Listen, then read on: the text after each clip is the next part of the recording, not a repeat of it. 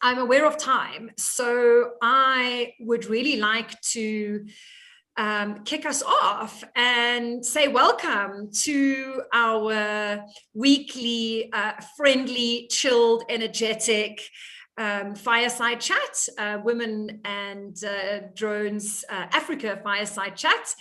And obviously this is always a hugely exciting drone date. But I'm super excited today to welcome our guest speaker, who is just my favorite person when it comes to sharing stuff that we all kind of think we know about, but we don't. And every time I listen to Debbie, I learn something new and it just blows me away. And so I am super, super thrilled to introduce Dr. Debbie Jewitt. Debbie is an ecosystem ecologist at Ezemvelo KZN Wildlife here in South Africa. And there are so many accolades that I could rattle off and read, but essentially, sorry, let me just, I thought that was a message in the chat. But Debbie is a qualified drone pilot. Debbie is leading the commercial operation application for Ezemvelo KZN Wildlife to have their own operator certificate. She is the vice president for the Grassland Society of South Africa. She's an associate editor for the African Journal of Range and Forage Science. There's a whole lot more, but the other thing that I do need to do a shout out for is that Debbie is also a co-author in both of Louise Jupp's drone professional books. And in fact, the chapter she wrote in Drone Professional 2 has actually helped us in our work, where we work in nature estates and where we're starting to do game counting. So I listened to Debbie speak at a conference recently, and I literally hung on every word because what she does is just so cool, but so important. And the data she shares is just mind-blowing. And so I hope I've done you justice, because I know there's a lot more. But Debbie, over to you. Kim, thanks so much. I'm blushing. You shouldn't. Okay, let me see if I can just, can you enable me to share my screen, please? Sorry, let's, there you go. Okay, apologies. I had a mental note to do that, and no problem. Okay, let me share that. I hope. Perfect. No, not perfect. I can't see it. We can. It's gone. Oh my word, where is this? Okay, there. And now, what do you see? Oh, you've got a security alert on your office. Oh my word. I've never had that before. Yeah, it might be a video actually, because it said something like external content. But I can't see that. So I can't deal with it. How can I see nothing? Let's see. We are still viewing your screen. So okay, you must, maybe it must be a second screen or something that you... Let me just stop sharing. Sorry. This is a new thing for me. Oh, my PowerPoint just does not want to work. So let me close that and start. No, I'm stuck. I saw when you shared the screen, it had like a little warning on the top that said something about an external content or something. It might have been a video. Yeah, it is for the one video, but it won't let me close my PowerPoint now. So I'm a real scientist, but I'm obviously not very technically advanced here. Please bear with me. We can't be good at everything, Debbie. This is the first time I've had I really can't even shut my PowerPoint down. Oh, wow. I'm trying to think of what you could do. In a PowerPoint. pinch, maybe you can email it to Kim and Kim can run it from your side. It's just so stuck.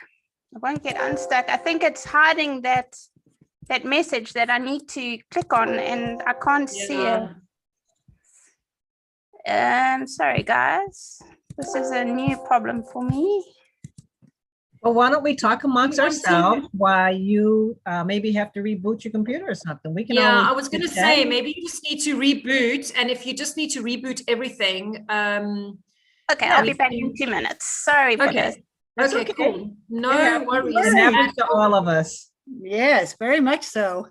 We had a thing this morning at this conference where the first speaker couldn't make it in, and he messaged to say, hey, I'm supposed to be there presenting in 5 minutes, but I'm not there, so can I just do it by Zoom? And the poor old organizer was like, and then eventually he got going, and then it ran out at 45 minutes, and then they had to reconnect.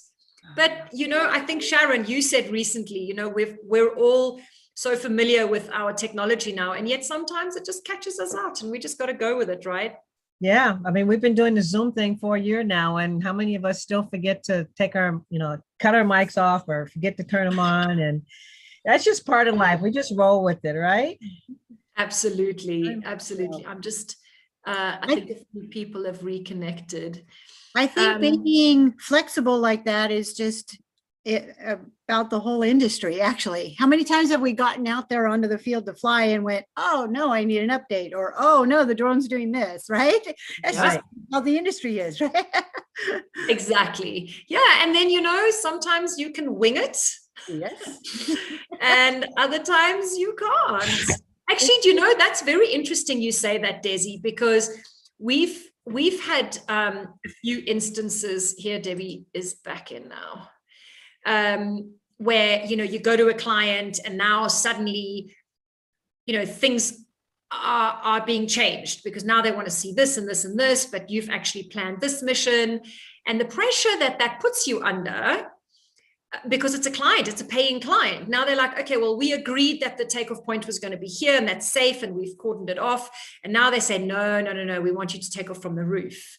But, you've done all your waypoint planning or what have you. And it's that real fine line between, do I now say to the client, sure, but make it a safety concern and potentially, make those safety margins, smaller, or do you just say no? Tim, can you let me share my screen again, please? Right. Yeah, I have done that. So let's just see. I think because I went out, it was. Yeah, it should be there. Okay, that should be working now. Oh, yes. Oh, there we are. Okay, it just needed, that Control-Alt-Delete, that just sometimes is the only option. It is. Okay, so I'm good to We're all go. ears. You're seeing the actual show, not the technical view, correct? We're seeing the actual show. Yep. Okay, good. Sorry for that little delay. No problem.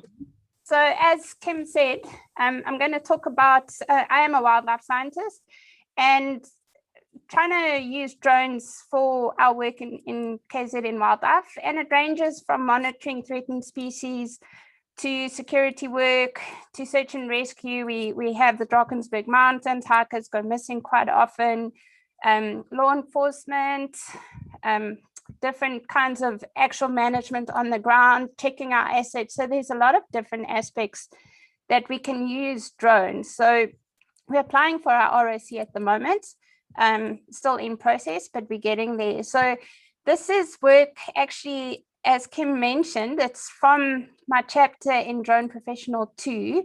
So if you read the book, then you know everything. Otherwise, this is the quick version of that. So our airspace is becoming really crowded. And we need to understand the ecological consequences of this increased use of airspace and then how to minimize that. So, oh, sorry, I'm going the wrong way. So this is just a snapshot from Plane Finder on the 15th of April, and I think there's 5,740 planes in the air at that time, but these are the big commercial planes, and they've been around for a long time. Really, it's the takeoff and landings at airports where you might get a bird strike, but other than that, not huge, unless you've got your crop sprayers and the smaller planes that fly lower. The real problem comes actually with drones. And the interesting thing here, and I think it was Daisy or someone from the States told us how many drones were registered in the States, and from a couple of weeks ago, it's 872,600 drones are registered in America alone. So just compare that to the commercial flights that you're seeing, which was just under 6,000, and bear in mind that is during COVID, so the numbers will be down. But you can just see the massive number of drones. And Goldman Sachs reckons it's going to be 7.8 million drones. And that's a lot of aircraft in our airspace. And this just shows the estimated value, 15 billion for commercial drones. What is this? 9 billion by 2024 for consumer drones. And that excludes obviously all the military stuff. So it's growing exponentially, the number of drones in our airspaces. Oh. Okay, this was the video that stalled my program, and I'm happy to take this one off of YouTube because every time it gets played, a donation is made to a bird society. But this is the reason why we need to be concerned about animal interactions. See if you can spot the bird.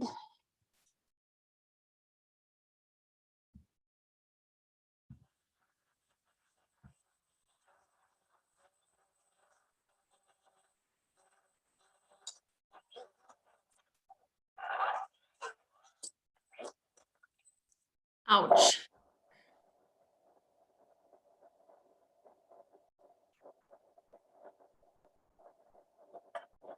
Yeah.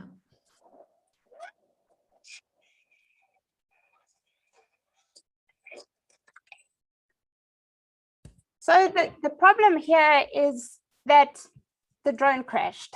Now, might be fun if you've just got a fun drone and it's not very expensive, but if you're flying commercially and you've got very expensive drone and or sensors on your drone, you really don't want to crash that because it's going to cost you a lot of money, quite apart from the impact on the bird itself. So that's why we need to consider the impact of drones on wildlife. So let's just, I'm a scientist, so sorry, everything's very scientific, but let's just understand what we mean by disturbance. And that is the disruption of the normal behavior of wildlife in response to an external stimulus. It could be any kind of stimulus. And the responses that wildlife have could be that they might go into hiding.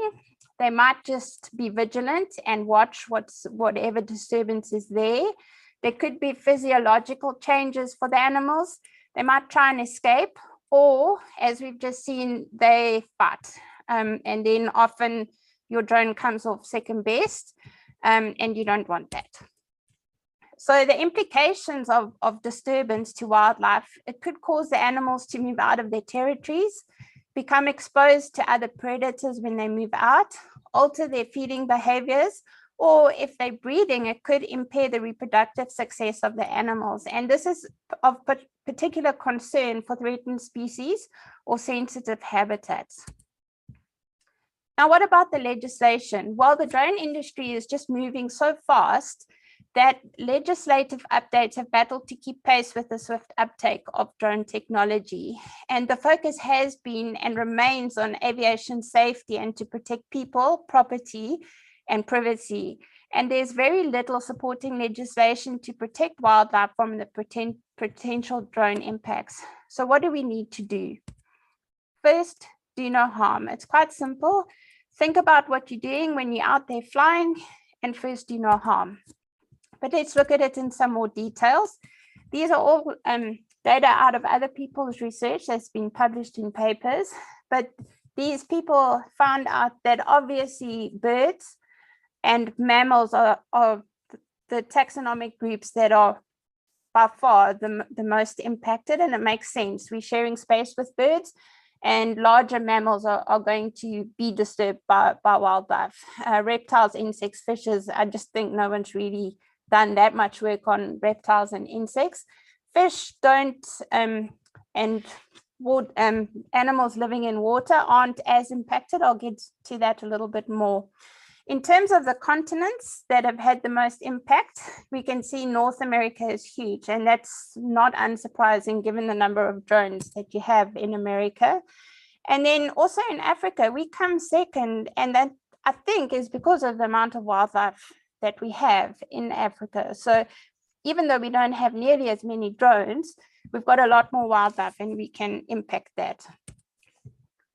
In this graph, we can see that just the three different habitats: aquatic habitats, aerial habitats, and terrestrial habitats. By far, birds are the greatest impact, have the greatest impact by drones, followed by mammals, terrestrial mammals. And then this graph is really interesting. You can see from 2009, if you actually look at, follow the graph, it's just going up exponentially as the number of drones increases. In our airspace, the amount of interactions with wildlife is increasing. And then these authors have investigated the impacts on birds, marine mammals, and terrestrial mammals. And here the green lines or the green arrows indicate that the animals were vigilant. They were watching that drone. So birds watched a little bit. The black lines mean that they tried to escape. So by far, half of the birds actually try and move away. And these numbers sum to more than 100% because you can have more than one kind of response. But you can see this 66%, the red numbers, there's an aggressive response. So birds are just not that tolerant of drones in their airspace. Similarly, for terrestrial mammals, they'll watch it, they'll try and run away. If you're going to come too close, and I'm sure you've all seen videos on that, they are going to attack your drone. And why should you be flying that low that a terrestrial mammal can take out your drone? It's just silly. And then marine mammals, they're not aggressive, obviously, because you're flying in the air, they're in the water, so there's not going to be an aggressive response. But they are going to watch it if they're close to the surface. Otherwise, they're going to try and escape. So let's look at the aerial habitat. Here is just a schematic showing, it's not to scale, but it shows the distance to ground on the y-axis, and then the abundance on the secondary y-axis. And you can see that most of the bird life that we interact is flying in our airspace, where the drones are. And then as you get up to the bigger drones, the military drones, the smaller aircraft, you know, they're dealing with the really high-flying birds, eagles, that kind of stuff. And then really for the big planes flying at 30,000 feet, not a huge problem. So this was just some work we did on monitoring Cape vultures. They nest on cliffs, and we fly along parallel to the cliff face so that we can count the birds. We take photos and then count them afterwards. And it's really, really successful. But, and we can zoom in and really see the birds on their nest. You can see how well camouflaged they are. So quite difficult to count otherwise without the drone. But you don't want to send your drone up and flush them off of their nests. But vultures in general are quite tolerant of having drones in their airspace. And this video that I'd like to show you, this was in Israel. It's a griffon vulture, and they're critically endangered. And unfortunately, the female vulture was killed in a power line collision, and she had a chick. And the father, whilst he was bringing food, couldn't bring sufficient to raise the chick on their own. So they sought help from actually the Israeli army, and they created Mama Drone to deliver the food. Because it's military, the drone itself is grayed out, but have a look at this.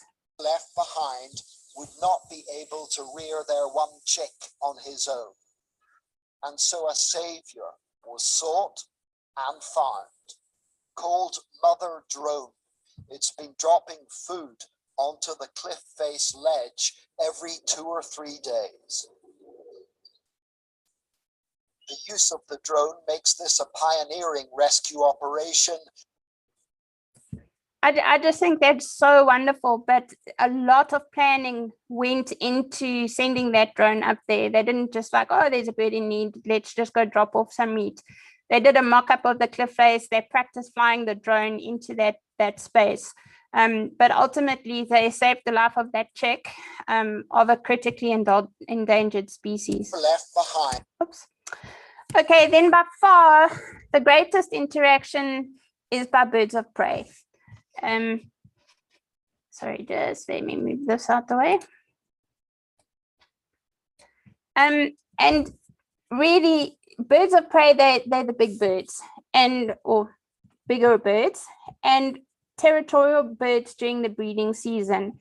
And in the Southern African context, things like the African fish eagle have been known to attack drones and destroying them in the process. I know some that have been knocked into rivers, crocodile-infested rivers, so you can't even go and retrieve your drone.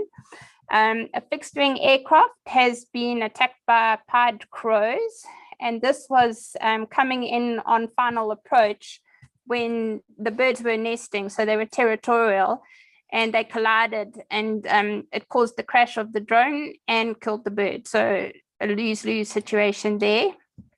And then whilst we were surveying the cliff nesting vultures, we had close interactions with African harrier hawks and land falcons, but they're smaller birds of prey. So they came close and sort of like dive bombed the drone, but at least in that instance left them alone. But I wouldn't put it past them. So birds of prey, be really on the lookout for them. So in the conservation sense, we often monitor our threatened bird species, and we have to monitor them at different stages. So we want to know how many eggs are there, and then also later how many chicks have actually hatched, and then finally how many fledged. But we've just learned that breeding birds and territorial birds are the most dangerous. So when you actually want to do a nest survey, you need to think very carefully as to when the best time is to approach. So for instance, flying early in the morning when the parents are less likely to be airborne is a possibility, or whilst the adults are away and you can approach the nest.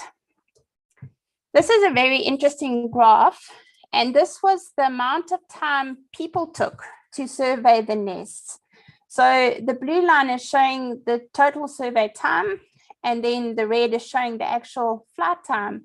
So here it's demonstrating that the more experienced your pilots are, the better and quicker they can do their survey work, and hence have less impact on the species that they are monitoring. Here we were monitoring birds that bred in a colony, and these were pelicans and yellow-billed storks, and because they roost communally, there's a lot of noise going on there. So we found that we could approach within 10 meters of those birds. Some of the birds did flush, but they came back really, really quickly. So because of the ambient noise of a breeding colony of birds like this, they tolerated the drone a whole lot better. But these guys don't. Seagulls do not like drones for some reason. So some birds like swallows and starlings, they're much smaller. They're curious as to what this new type of bird, in inverted commas, is in the airspace, and they might fly closer just to have a look, but they do tend to, for most times, keep a respectful distance from the drone. And then, so the greatest response comes from your birds of prey, your corvids, which are your crow family, and then your larids, which are your gulls, terns, and skimmers. And in general, rule of thumb, your larger birds and your flightless birds are likely to show the greatest response to drones. Moving on to the terrestrial habitats, here it depends a lot. This was a giraffe cow and a calf. We were flying a fixed wing, but the calf was really, really young. And the giraffe cow was still on her own. She hadn't returned back to her herd. And even at 85 meters away, she took off with that little calf of hers. with our fixed wing. Now consider the shape of the drone. A fixed wing EB looks a lot more predatory-like than, for instance, a multi-rotor drone. So that also comes into it. Then we tried it out with our poor rhinos, and they were fairly tolerant. We could get, I think, within 30 meters of them. But again, this is going to be the highly poached animals. So they're going to be very stressed if they're in an area that's receiving high levels of poaching. And if there isn't areas that they can retreat into to feel safe, then your stressed animal is going to have a much greater response to the presence of a drone. With hippos, 50 meters. When you went closer than 50 meters, then they submerged. So the picture on the left, we could see all of the hippos. Picture on the right, we flew below 50 meters and they submerged and kicked up the mud. There goes your animal count, and you can't do that. With crocodile counts, very useful to use drones for crocodile counts and locating their nests. The mother crocodiles come out of the water and go up into vegetation and dig a little nest, and she'll keep watch over the nest. So it's quite useful to use the drone to fly around and search for those nests instead of having to walk on foot and come across a mother crocodile defending a nest. And because the photos are georeferenced, you can get very nice size class, very accurate size class determinations for ages, which is very useful. But in this study, they determined the crocodile disturbance by drone, and you can see anything below 50 meters, just like for the hippos, you're going to have a huge disturbance impact on crocodiles. So 50 meters for crocodiles and hippos. And this was a really interesting study done in the US, I think.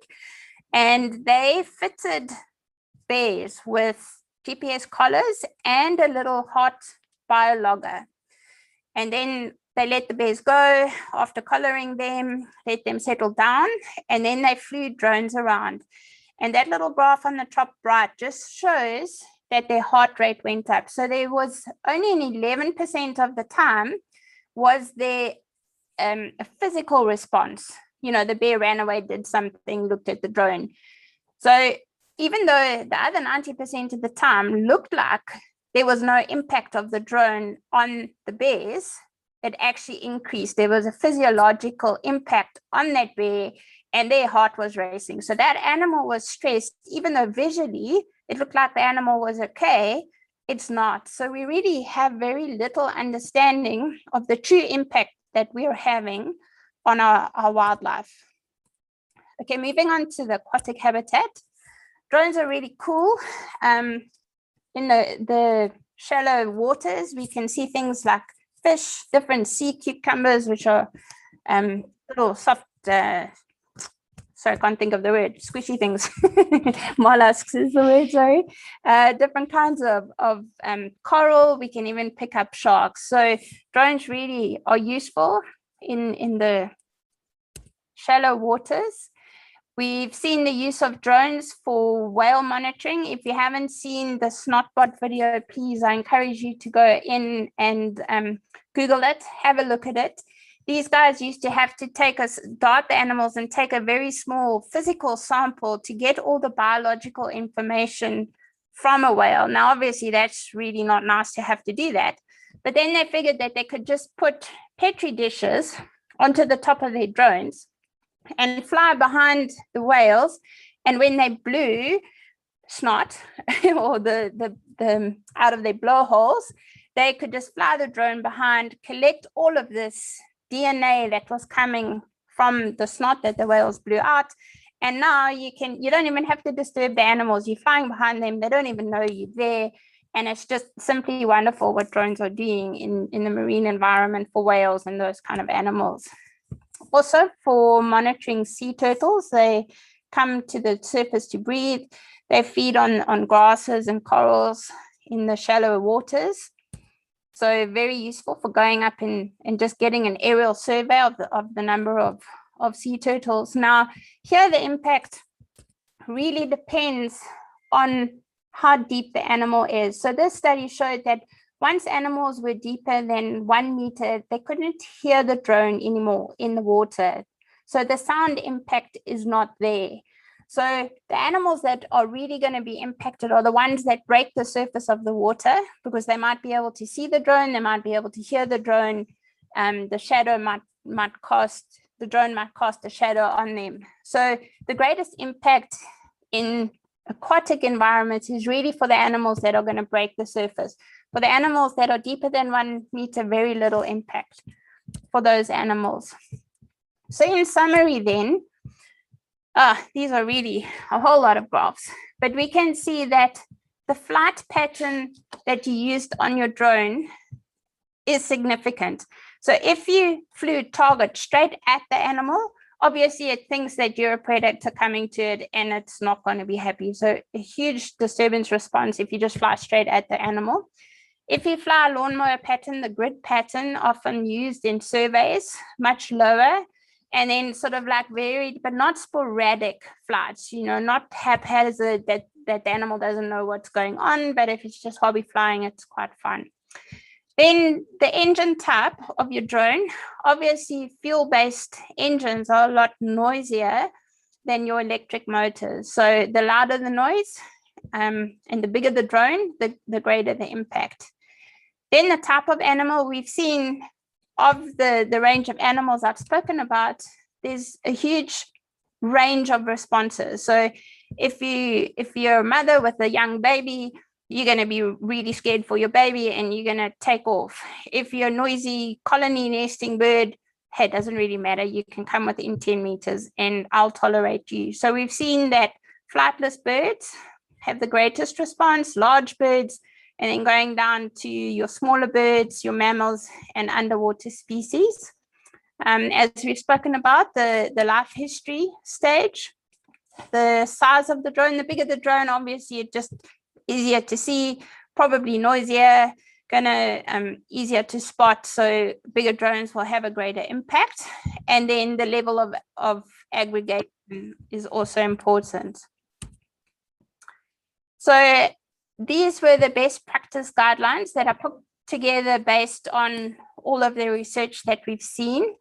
So ideally, you want to take off more than 100 meters from animals. We've seen that the greatest response was 85 meters. So if you're 100 meters away, probably going to be okay. You don't want to fly directly above the animal if you don't have to.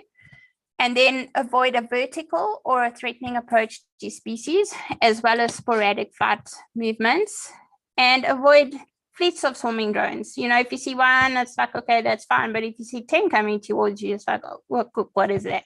Sorry, that's a South African phrase. Monitor your target animals before, during, and after the flight. And if they're starting to have a response, back away. You know, do you really have to continue your survey and impact that animal? Maybe you can come back 10 minutes later and then the animal has moved on and you don't have an impact on them. So if you notice a response from the animals, move away, cease your operations, definitely if they are disruptive. And then if you anticipate a collision with a bird, then there are a couple of things you can do. You can reduce your speed, change your flight course, and then if you've got a raptor hot on your tail, try and land your drone. The other option is actually to fly above the raptor, because they're often used to swooping down onto their prey. So if you get above them, if you've got time, then your drone will be safer. Favor your low noise or small drones against noisier, larger ones. Make your mission as short as possible. If you're surveying animals, you just keep it short. We know that has less impact. And then fly at the highest altitude possible. So if you've got for instance, a zoom camera, it means you can fly further away, use the technology to zoom in and take your photographs, count your animals. So there's so much supporting technology that can allow you to fly further away and then have less impact on the animal. And then favor your parallel flight paths rather than a direct approach. And then minimize flights over your sensitive species or during breeding periods, unless you've got to count the eggs or chicks. And then avoid drone silhouettes that resemble predator shapes, because your animals are going to be more concerned about that. And then for nest inspections, fly at times in which the eggs and chicks are out of risk. So you don't want to disturb the adults so much that they abandon the nest. You really need to keep a lookout for that. And then if you're flying around an aggressive raptor's territory, perform it at a time of day when the temperature is low, because most of those bigger birds fly with thermals. So they wait for temperature to get warmer. They fly up on the thermals, so they're more likely to sit tight if it's still cool and early in the morning. And then this is quite useful. Have an observer. So your pilot is busy flying and concentrating on keeping the aircraft doing what it needs to do, taking the photos. If there's just someone else to say, hey, I can see a kite coming in, or a bird, or there's an animal, it's very useful to report that to the pilot. And then use reliable, well-maintained drones. You really don't want to have a problem with your drone while you've got an elephant bearing down on you. Out of interest, elephants don't like bees, and drones often sound very much like bees. So elephants, as big as they are, tend to run away. So you don't want to have a problem with your drone when you've got an unhappy elephant hot on your tail. Then select appropriate sensors and aircraft for your flight. Like I say, if you've got a zoom camera, use it, because it means you can fly further away from your animal. And then use safe flying practices. So plan before you do your flight. Know where you can withdraw from. Have an emergency landing site, and consider the sun angle and the wind direction, so as to not impact animals. And then obviously adhere to your civil aviation rules, any environmental legislation if there is. And then if you're flying for an institutional, it might have an animal ethics policy, which you need to take into account. But bottom line is, first, do no harm. Just think about what you're doing. Be observant. If you're having an impact, move away, come back another time, and life should be a whole lot better for everyone. Thank you very much. Debbie, that was amazing. I love hearing this. And I know I've seen this before, but I sit here and I'm like, oh, and the comments on the chat are just amazing. So I just want to read them. And then if anyone has questions, please ask, go ahead and ask, or put up your hand. Everyone's saying, Desi says, what a great story. Sharon says, I love this information. Desi says, is there a document that has recommended flight distances? I'm like, drone professional too. Wow, interesting, says Mafu. And then Sharon says, the snotbot videos are great. And by the way, I put this in here, Sharon, this is like, I dine out on this. So Sharon and a colleague wrote a children's book called Drone Girls and the Wonders of Whale Snot. I love it. And so the point is, like, that's the very point of these books that Sharon's written, is around inclusion and putting girls in the situation with drones and diverse groups of kids, but also including science. So I just love it. And then Desi says, students in my class at the college are participating in the cucumber study. I haven't seen the results yet, looking forward to it. Debbie, this is amazing, valuable research. Thank you so much. And Lumka says, awesome information. So are there any questions? Because I have a comment, but is there anyone who wants to make a comment or ask a question? Well, of course, Desi does. Desi, of course. That's why I'm asking, because I also always have. So go ahead, Desi. So in the case of a bird strike, what is the policy and procedure that you have?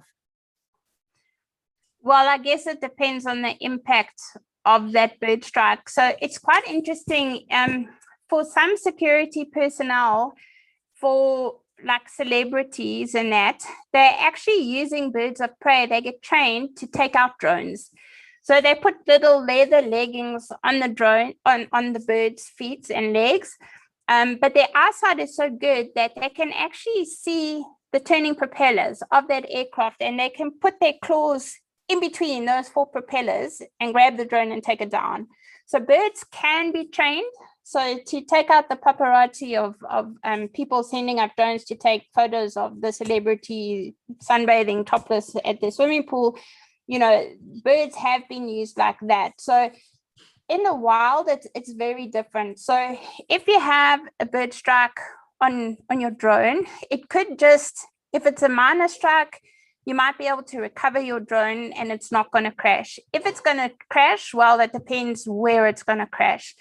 And then in terms of South African legislation, you actually need to report to the South African Civil Aviation Authority any serious crash. And that's when your drone it can't be repaired. That's then considered an accident, or if you hurt someone. So if your drone comes down and there's someone in the vicinity and it hurts that person, then it's seen as an accident and you actually have to report it to the Civil Aviation Authority. But I mean, if it's just your own personal drone and you've crashed it, well, the bird has crashed it and it's damaged, well, if you can repair it, repair it. Otherwise, yeah. If it's irreparable, then the Civil Aviation Authority wants to know about that in this country. I don't know what it's like for you guys. Thank you. Thank you. Can I ask another question? Of course there's you other can, people- Desi. I'm sure there's other people that want to know too, but so I love this information. This is such valuable information to That's get great. out to others. Is there any way that you would recommend, or how can we get this information out to other people? Because this is fantastic. Well, I did write the chapter in Drone Professional 2. So if you don't have that book, it's available on Amazon and not really that expensive. I'm not sure of the current price, but it really wasn't more than a few dollars. So it is written up in that chapter. Obviously, I don't go into as much depth and nice pictures as what I've done here, but I mean, I'm happy to repeat the talk any time. So if you're not bored with it, Coffee I'm happy to connections. do it. Coffee connections, you Desi. just signed up. You just signed up. Okay. Yes, definitely. I want to reach out and have you on our coffee connection. So Sure. that would be No problem. fantastic. Done. Is there, okay, so Craig says, this was an incredible presentation, well-researched, drones for good, love it, drones for good, love it. Just like we have dogs running around an airfield chasing birds, do you anticipate having birds at an airport chasing drones? Good question. No, I think there's other technology, jamming devices that they can use to take out drones, and the big airports are already putting that in place just to keep drones completely out of that airspace. I mean, if you crash with a Boeing coming in, you know, that aircraft will go down. So they're taking that very, very seriously. And yeah, there's other technology that they can use to jam drones and just keep drones out of that airspace. I think that's an easier option than having birds chase drones. But it's a good thought. Good thought. Thanks for that. So I don't see another hand, so let me add this. It's actually a comment, and this came from the conference where Debbie presented this a few weeks ago. And Debbie did her presentation, and then the next day, actually also one of our co-authors in Drone Professional 1, Robert Miller, and his partner presented their new aircraft, their fixed wing that they are building. And they kind of did a little soft launch where they had a part of the wing that they show, you know, like a show and tell. And basically this drone has been designed out of the years of anti-poaching work that they have done. And it's been designed for our summer conditions. So heat, humidity, dust, you know, crashes, you know, it has to be modular, et cetera, et cetera. Anyway, and then someone asked, why is it 2 meters in wingspan specifically? And I think it's like not a round number. And what's the answer, Debbie? It was just so amazing how these two things just linked. Yeah, it was because of the size of birds. So the drone had to just be bigger than your largest birds, and then they're less likely to attack your drone. So How it was cool is that? amazing. It was just like they came in and they were like, and the reason we designed this drone with the wingspan, how it is so that's larger than the largest raptor in South Africa, so that it won't be taken out. We were like, yes, this where science is working, you know. It was brilliant. So yeah, so they specifically designed it for that. And then what was the other thing that came up with the EBs? Because the EBs are so you know, similar in shape to a raptor, I guess, you know, that black color with that kind of wing shape. And there's actually, I don't know if you mentioned stats or someone else did, about how many EBs actually just get taken out by birds. Yeah, I can't remember that. But I mean, if you think of the shape of an EB compared to, you know, normal multi-rotor, if that goes up, it's a lot more predatory in shape, you know, in the shadow against the sun. So you can understand why an animal might be more concerned about the shape of an EB. There was more to that story, but I forget what it is now. Yeah, I also don't remember. I'm not as scientific.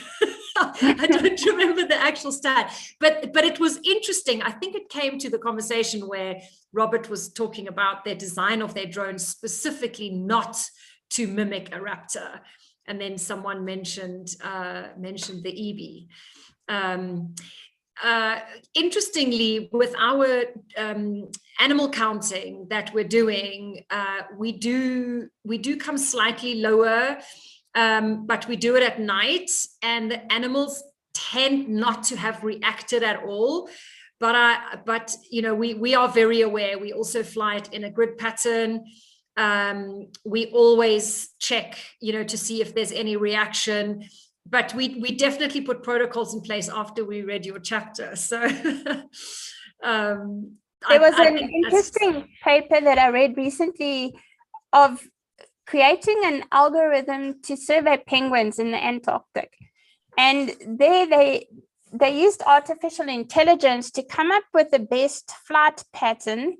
And it wasn't just the lawnmower. So it was much smaller blocks to maximize your flight time and return times. But it was, although within the block, it was a far more regular flight, the actual block shapes were not necessarily, you know, a rectangle or a square. They were more irregular shapes. And it was a very clever AI that they did to get, because penguins move. I mean, they're not stationary things. If you've seen any movie on penguins in the Antarctic, they're all kind of like hobbling around and that kind of stuff. So it's very hard you need to get that survey in and done as quickly as you can so that the animals haven't moved. So those guys came up with this really amazing algorithm to find the best flight path to minimize the flight time to go there. So yeah, that even the grid pattern is within the blocks, because you have to send out more than one drone at a time.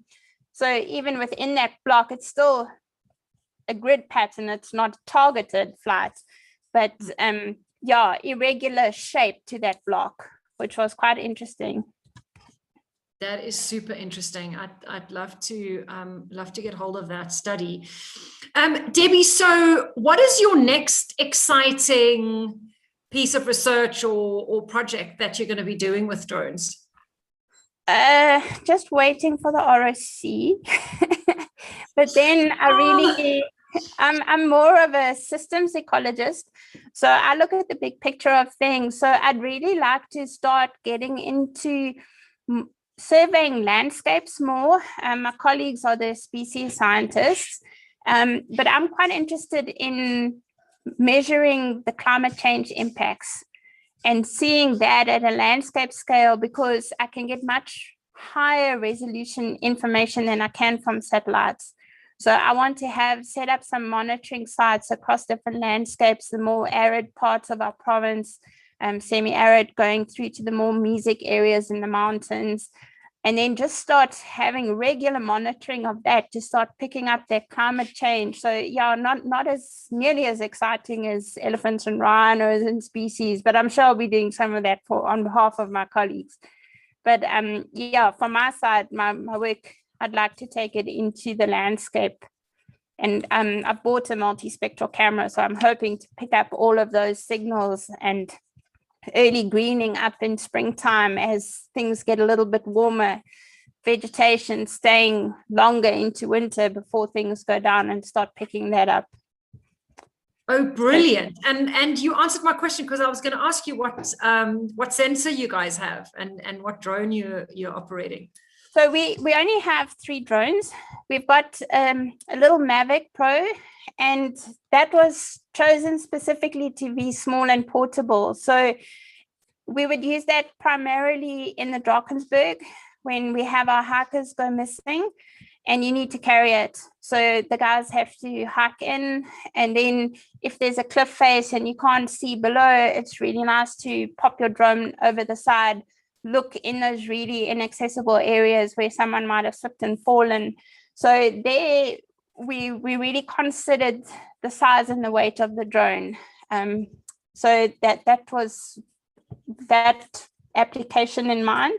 Also some law enforcement in that area. Then just for standard kind of scientific monitoring, we're finding that the Phantom 4 does all we need. We can get really great stuff out of that. But then we did get a slightly more upmarket drone, the Matrice 210.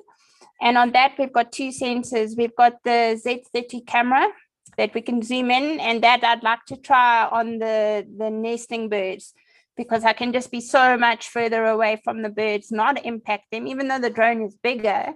With a 30 times optical zoom, I should be able to stay a lot further away and then just zoom in on what I need to know. And then the multispectral stuff is specifically for all the vegetation work I'd like to do. Amazing. That's a really nice piece of kit, actually. That zoom is fantastic. It is. Do you remember I shared with you that, I don't know if you saw that picture, we did a cell phone tower inspection, and that pied crow went crazy. And we monitored, and we were like, okay, we were almost done. And then we only realized why, and we saw the nest with these big eggs in it.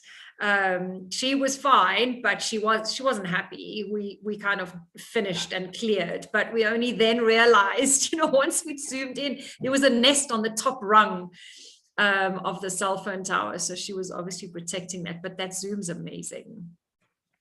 That's a nice collection of kits you have there. That's awesome. Yeah. We'd like more, obviously, but funds in SACA are limiting. You'll have to get the Mavic 2 Enterprise Advanced now. Oh, I want that. I've already been researching that. Looks so nice. I really would love that. We'll come show you ours when we come down, okay? Oh no, I think you should donate it to us. Hey, next time we sell a bunch of them with the project, I'll just whack in one for you, shall I? Oh, thank you. No, that's a very nice drone. I'd like to use that on the anti-poaching. When I saw that, I'm like, that's got so much potential for the anti-poaching stuff. Yeah, the problem with that is the hang time. You've basically got like 15 minutes. Sure. So I don't know what you guys have built into your safety case for your night ops, but like we have 20%. We land with 20% at night. So if you've got, a 25 minute flight time, and then you need to still get back and land with 20, you've basically got like 15 minutes.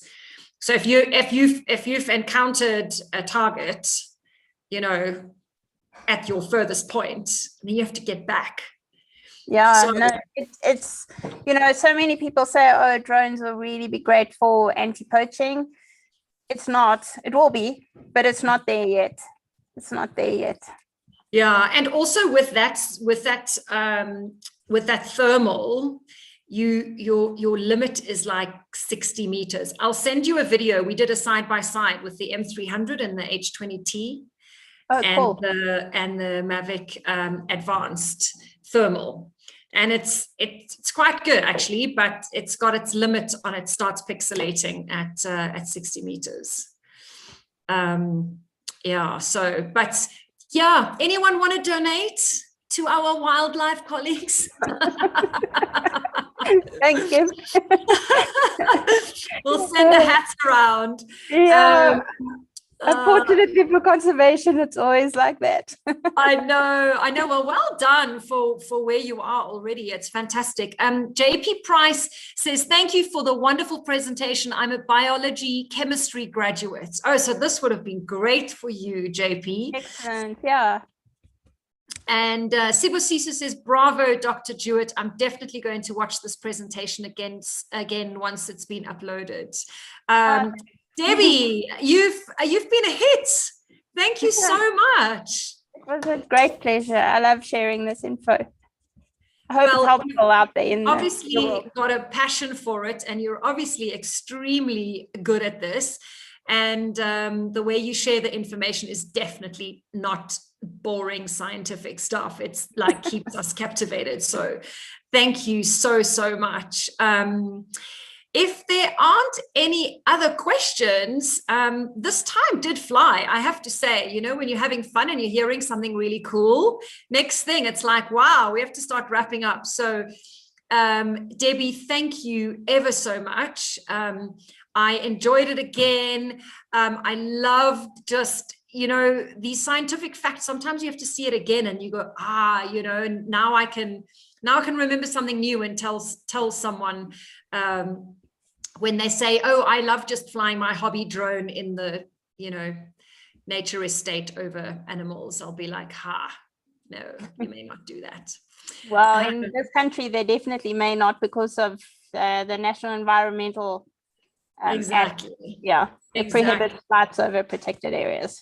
Exactly. Yep. Don't we know it's from these Cape Town fires? Hey, remember? Yeah. Yeah. Thank you so much. Thanks for all the interaction and all the comments. I do want to save these comments. So let's do that. Okay, perfect. Have an amazing day, everybody. Thanks for tuning in. As you know, we do this every Thursday. This is our drone date. And thank you to Sharon. Thank you to Desi. Thank you to Louise. Thank you to Kim Players, who isn't on today, but I had a long chat with her yesterday. So it feels like she's here. And stay safe, everyone. And we shall see you again next week. Take care. Thanks, everyone. Bye. Well, Thanks, bye. Debbie.